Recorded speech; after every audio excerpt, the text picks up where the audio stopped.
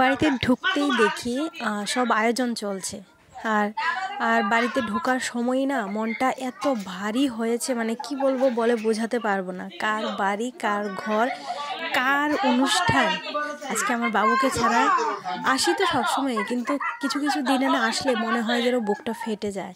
তো সেই বুক ফাটা হৃদয় নিয়েই বাড়িতে ঢুকলাম, আর ঢুকেই দেখি সবাই এত আয়োজন, এত হইচই করছিল। আর আজকে আমার বাবু থাকলে কি অবস্থা হতো। প্রত্যেকটা বছর কত আনন্দ করি। তো বন্ধুরা, তোমরা তো সব দেখতেই পাচ্ছ, বাইরের আয়োজন, ঘরের আয়োজন। একদিকে ব্রাহ্মণের রান্না হবে, একদিকে ঠাকুর সাজানো হচ্ছে, একদিকে অনেক অনেক অনেক কিছু আয়োজন, একদিকে সবার জন্য 300-400 লোক যাই হবে সবার জন্য একটা বারোয়ারি রান্না সেটা হবে। তো সব কিছু মিলিয়েই কিন্তু আমাদের আজকে মানে অনুষ্ঠানের আগের দিনের হইচইটা। তো সেটাই আজকে তোমাদের সঙ্গে শেয়ার করছি। আমি আজকে বিকেলবেলাই এসেছি, তো সেটাই তোমাদের সঙ্গে শেয়ার করছি। তো দেখতে থাকো। প্রত্যেক বছরই তোমরা দেখেইছো, আমার 2-3 বছরের ব্লগে দেখেছো, আর এটা আমাদের বাড়িতে হয়ে আসছে। 12 বছর তো কমপ্লিট করে দিয়ে গেছে, আমার বাবুই 12 বছর কমপ্লিট করে দিয়ে গেছে। গত বছর 12 বছর পূর্ণ হয়েছিল। আর অনেক অনেক বেশি ধুমধাম করেই আমাদের এই কার্তিক মাসের অনুষ্ঠানটা সম্পন্ন হয়েছে।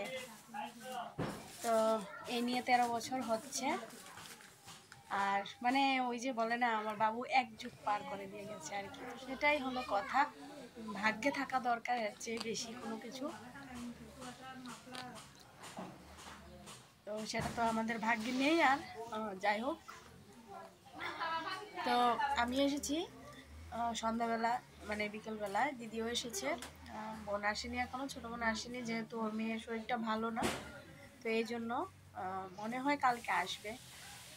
আর আগে সবাই আসতো, সভাপতিদেরাই আসতো, কিন্তু এখন এই বছর একটু প্রবলেমই। জেঠিমনিও মনে হয় বাড়িতে নেই, এমনই কিছু একটা ব্যাপার। তো সব কিছু মিলিয়ে ঝিলে আর যা, তো কালকে তো আসবেই, সবাই দেখতে পাবে।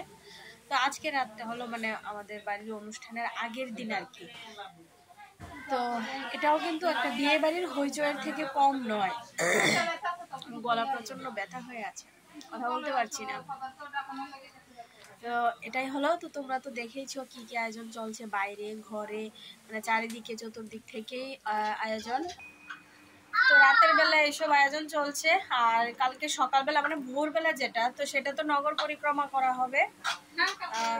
তো সেজন্য আয়োজন সবকিছু চলছে। আর দুপুরবেলা ভোগ আরতি, মানে যেটা ভোগ লাগানো হবে সেটা। আর রাত্রেবেলা আবার আছে আমাদের বাড়িতে সত্যনারায়ণ। তো কালকে সারাদিনই প্রোগ্রাম।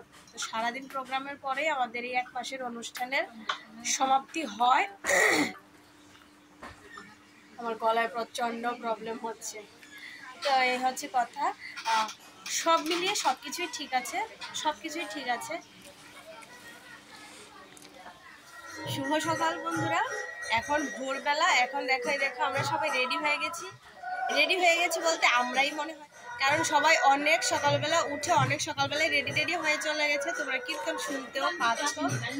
আর চলো তো দেখাই, তোমাদের বাইরে কীর্তনটা দেখাই। তো সেটার আলাদা ব্লগ করবো আমি, তো সেই জন্য এখন আর কীর্তনটা একটু দেখাবো।